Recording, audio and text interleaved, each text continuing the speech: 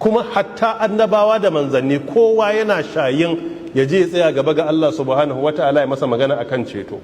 Sai annabinmu Muhammad as-sadiqul masduq khatamul anbiya'i wal mursalin shine yake zuwa ya tunkari Allah subhanahu wata'ala da neman izini.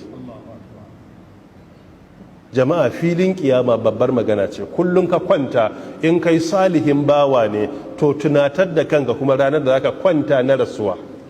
In ka farka kuma tunatar da kanka ran da kuma za a farka na me, na filin kiyama, da za mu tashi akan kasa farasol, ba irin wannan kasa da kake ganinta ka saba da ita ba.